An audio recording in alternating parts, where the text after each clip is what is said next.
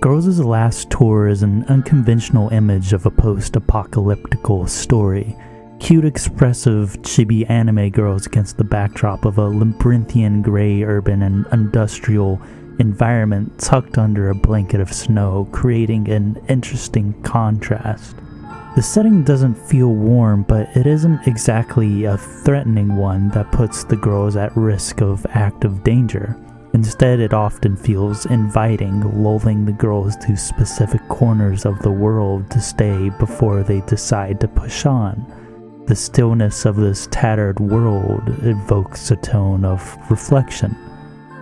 Contrasting with this setting are the two main girls, who can be a little goofy, but it makes for a welcome tonal contrast that isn't too overt thanks to the humor being presented, both anime and manga, in a way that's low-key, which ends up feeling crucial to the story's thesis. At a surface level, one might think that the characters and setting don't congeal perfectly, but the characters at their core are curious and contemplative, observing aspects of the world, fragments of humanity, and trying to make sense of it and of their place within it. Chito is afraid of death or oblivion. She's afraid of heights because fall equals death. She holds on to her books because they are proof of someone's thoughts remaining, that they were alive like her. She also writes in her journal because she is afraid of forgetting, something precious slipping into oblivion. Contrasting her is Yuri, who appears more callous, but her attitude generally pushes for very welcome adventures.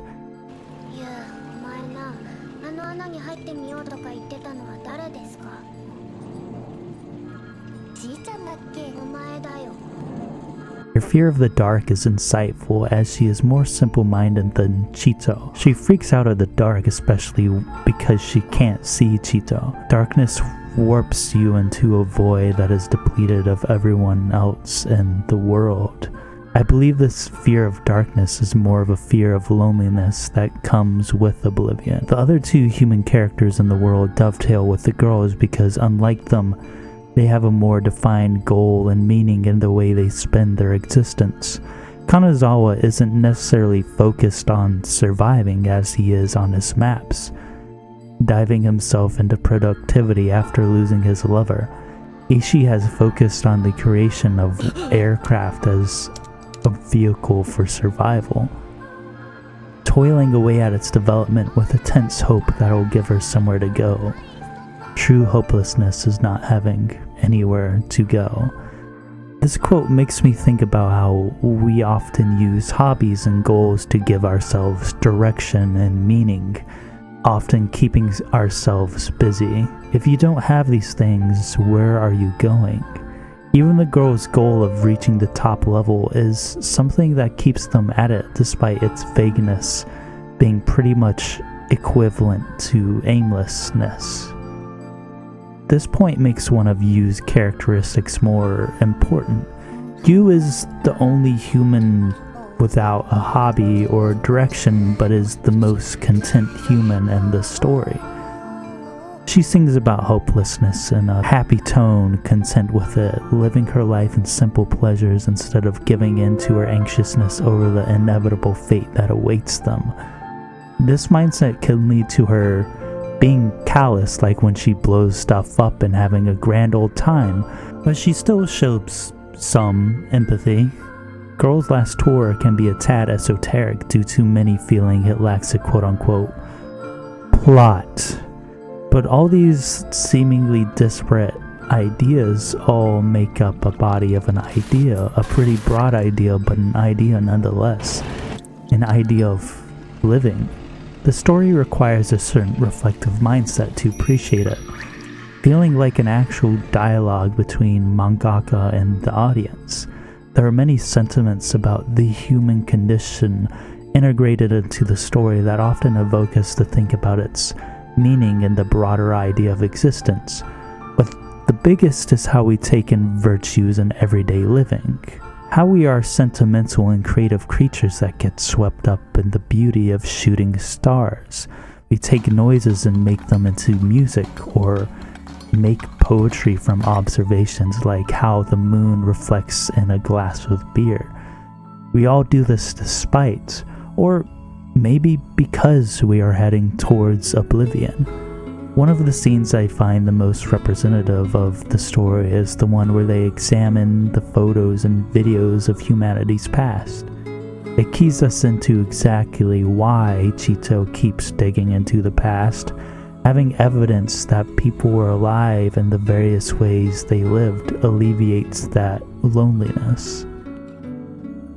One particularly important observation is how we put sentimentality into physical items. In the chapter Memories, Chito observes the slabs with containers as graves, filled with items that are presumably linked to the deceased, something that strongly represented their identity, embodying the memories of that person. Both Chito and Yu are strongly tied to physical items. If you think of the girls as a physical image, you think of them in the Kettenkrad, she with her books and Yu with her rifle. In the final stint of the story, they start to lose things that have been strongly tied to their identity in this story. The Kettenkrad breaks, Yu throws away her rifle, and she burns her books. Watching this hurts because we as humans also have these sort of connections to items because we're weird. She has the strongest attachment to these things because she's been afraid of gaping holes in her memories, a deep, endless sleep. This begins the start of the story's heart-rending, melancholic ending. As the girls become stripped of the physical items that define them, you get the feeling that they are encroaching on oblivion. As they then climb a staircase blanketed in darkness, many have said that these sequences feel like an allegory for slipping slowly into death, and I like this reading. It's beautiful, heart-rending melancholia because this is where Girls' Last Tour's conclusion on how we should live is revealed. The answer is connection. Everything in this story has been experienced by Chito and Yu together, dancing under the moonlight, creating music together with the sounds of raindrops, and feeling the warmth of a hot bath. She accepts losing all these physical instruments that she has used to grapple her closer to life, the past of herself and other people, so she can live just another day with Yu. The pragmatic Chito finds herself spewing this incorporeal poetry about her and Yu becoming one. Yu also accepts for the first time that she is afraid of death. In the comfort of each other, they find their meaning and acceptance.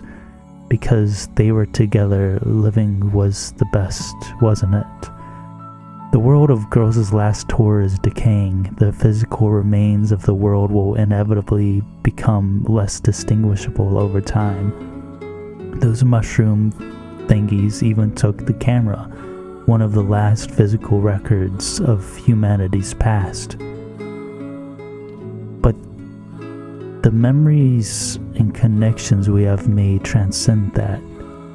They are things that don't decay.